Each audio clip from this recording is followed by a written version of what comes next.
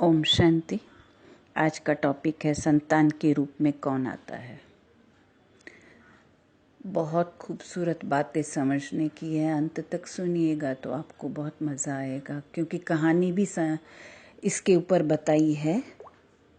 तो क्या है कि हमारे जीवन में कुछ भी होता है तो कार्मिक अकाउंट के हिसाब से होता है।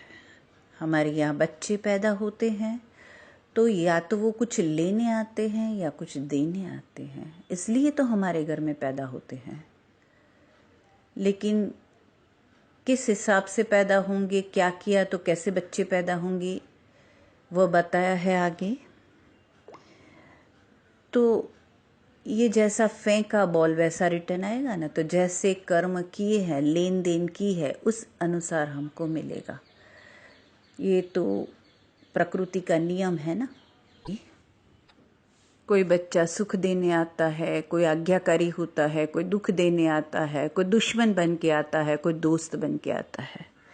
क्योंकि हमको कभी भी अगले जन्म, उसके अगले जन्म, आगे पीछे के जन्म याद नहीं रहता है ना। फिर कहते हैं मेरे साथ ही क्यों, क्योंकि मैंने ही किया है। हम हंसी में हमेशा एक बात कहते हैं कि पड़ोसी ने किया और हमको मिला, ऐसा तो हो ना सके। किसी दूसरे ने किया और मुझे मिला, ऐसा हो ना सके। जैसा बीज बोएंगे वैसा फल निकलेगा। क्योंकि हर एक हमें ऐसा ही कहता है, हमने तो इस जन्म में ऐसा कुछ नहीं किया जो ऐसे पत्थर जैसे बच्चे पैदा हुए, उससे तो अच्छे नहीं होते तो ही बेहतर। हमारे गुजराती में कहते हैं वांझणी माना बिना बच्चे के होते तो वो बहुत अच्छा होता। ऐसे बिच्छू टिंडन बच्चे मिल गए, लेकिन सभी के साथ ऐसा नहीं होता है। कलयुग में भी अच्छे बच्चे भी होते हैं। वैसे ही संतान के रूप में हमारा कोई पूर्व जन्म का संबंधी आकर जन्म लेता है। तो 4 प्रकार के बच्चे बताए हैं। एक है ऋणानुबंधन, पूर्व जन्म का कोई ऐसा जीव जिससे आपने ऋण लिया हो या उसका किसी भी प्रकार से धन नष्ट किया हो, वह आपके घर में संतान बनकर जन्म लेगा और आपका धन बीमारी में या व्यर्थ के कार्यों में तब तक नष्ट करेगा जब तक उसका पूरा हिसाब ना हो जाए। और जिस दिन उसका हिसाब पूरा हो जाएगा 1 सेकंड भी नहीं टिकेगा। चाहे वो डॉक्टर का हो, चाहे किसी भी रीत का हो। कई बच्चे जन्मते ही हॉस्पिटल में ही रहते हैं और इतना खर्चा कराते हैं और हॉस्पिटल में ही शरीर छोड़ देते हैं। बहुत प्रकार के हैं। माना जितना पैसा लिया है ब्याज के साथ चुकाना है। फिर दूसरा है शत्रुपुत्र, पूर्व जन्म का कोई दुश्मन आपसे बदला लेने के लिए आपके घर में संतान बनकर आएगा और बड़ा होने पर माता पिता से मारपीट, झगड़ा या उन्हें सारी जिंदगी किसी भी प्रकार से सताता ही रहेगा। हमेशा कड़वा बोलकर उनकी बेइज्जती करेगा। वह उन्हें दुखी रखकर खुश होगा और उसमें उसको मज़ा आएगा। और आजकल के बच्चे यही करते हैं, माँ बाप को मारते हैं, घर से निकाल देते हैं, सारे पैसे लूट लेते हैं और वो देखकर भी वो खुश होते हैं। माँ बाप को तड़पते हुए देखकर वो बहुत बहुत खुश होते हैं। फिर आगे तीसरा है उदासीन पुत्र। इस प्रकार की संतान ना तो माता पिता की सेवा करती है, ना कोई सुख देता है, बस उनको उनके हाल पर मरने के लिए छोड़ देती है। विवाह होने पर वो माता पिता से अलग हो जाते हैं। और चौथा है सेवक पुत्र। पूर्व जन्म में यदि हमने किसी की खूब सेवा की है तो वह अपनी की हुई सेवा का ऋण उतारने के लिए हमारा पुत्र या पुत्री बनकर आता है और हमारी सेवा करता है। जो बोया है वही तो काटेंगे। अपने माँ बाप की सेवा की है तो ही आपकी औलाद बुढ़ापे में आपकी सेवा करेगी, वरना कोई पानी पिलाने वाला भी आपके पास नहीं होगा। अब यह ना समझे, मैं कहानी अंत में बताती हूँ, लेकिन थोड़ा बता देती हूँ कि इसलिए जीवन में कभी किसी का बुरा ना कीजिए, क्योंकि प्रकृति का नियम है ना। आप जो भी करेंगे उसे वह आपको इसी जन्म में या अगले जन्म में 100 गुना वापस करके देगी। यदि आपने किसी को 1 रुपया दिया है तो समझो आपके खाते में 100 रुपया जमा हो गया। यदि आपने किसी का 1 रुपया छीना है तो समझो आपकी राशि से 100 रुपया निकल गया। जरा सोचिए, आप कौन सा धन साथ लेकर आए थे और कितना साथ लेकर जाओगे। जो चले गए वो कितना सोना चांदी लेकर गए। मरने पर जो सोना चांदी धन दौलत बैंक में पड़ा रह गया समझो व्यर्थ कमाया। औलाद अगर अच्छी और लायक है तो उसके लिए कुछ भी छोड़कर जाने की ज़रूरत नहीं है, खुद ही खा और कमा लेगी। और औलाद अगर बिगड़ी या नालायक है तो उसके लिए जितनी मर्जी धन छोड़कर जाए यह चंद दिनों में ही बर्बाद करके ही चैन छोड़ेगा। तो कहने का भाव है मैं, मेरा, तेरा सारा धन यहीं का यहीं धरा रह जाएगा, कुछ भी साथ नहीं जाएगा। यदि कुछ साथ जाएगा तो वो है पुण्य का खाता, दुआओं का खाता। इसलिए हो सके उतना पुण्य करो, सत्कर्म करो, दुआएं लो, किसी को सुख दो। दुख दोगे तो रिटर्न में किसी भी रीति से दुख मिलेगा। इसको कहा जाता है कर्म का सिद्धांत।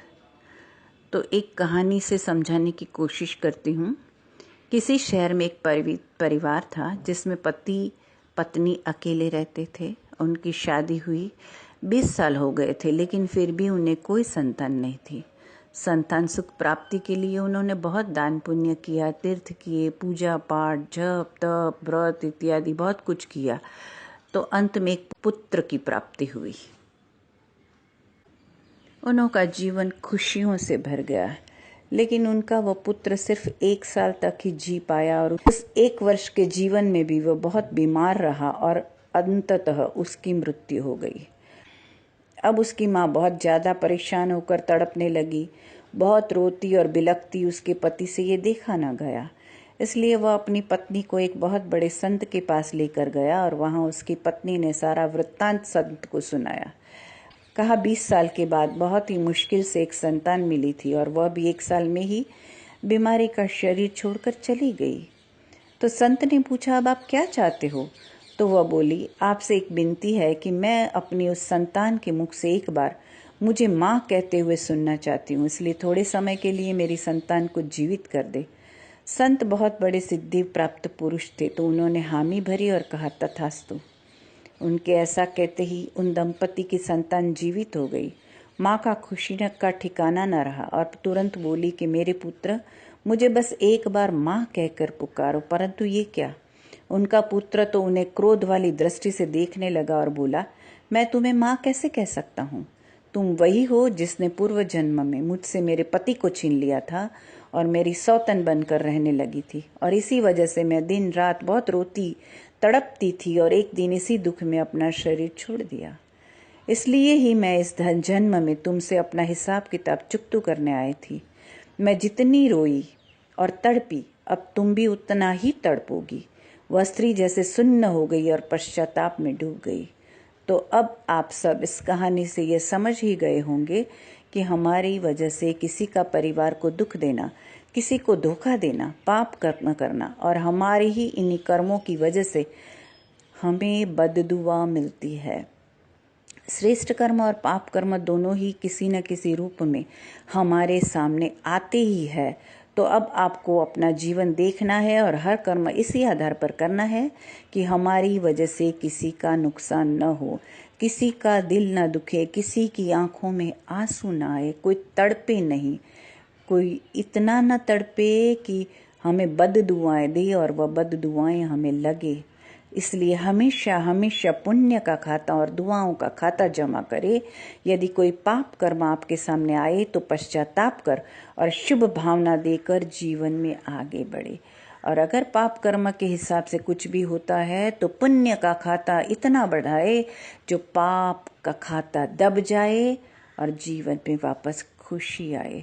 तो हमेशा हमेशा शुभ कर्म, श्रेष्ठ कर्म, अच्छे कर्म ही कीजिए जिसका रिटर्न हमें शुभ ही मिलेगा। हमारे कर्म ही हमें हंसाते हैं, हमारे कर्म ही हमें रुलाते हैं, और ये कर्म का सिद्धांत है, जैसा करोगे वैसा पाओगे, जैसा बीज बोओगे वैसा फल मिलेगा। दुख का बोओगे दुख मिलेगा, सुख का बोओगे सुख मिलेगा। तो हमेशा पुण्य का खाता जमा करो।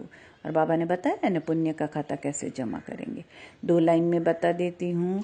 पुण्य और दुआओं का खाता जमा करने के लिए खूब सेवा करो यज्ञ की, किसी के चेहरे पर मुस्कुराहट लाओ, उसके खराब समय पर सहयोगी बनो, बाबा का परिचय सबको दो, सबको खुशी दो, सबको सुख दो। अगर सुख दे दोगे सबको तो मृत्यु भी सुखी से आएगी। ये पक्का ऐसा जानकी दादी ने बताया है। अच्छा, ओम शांति।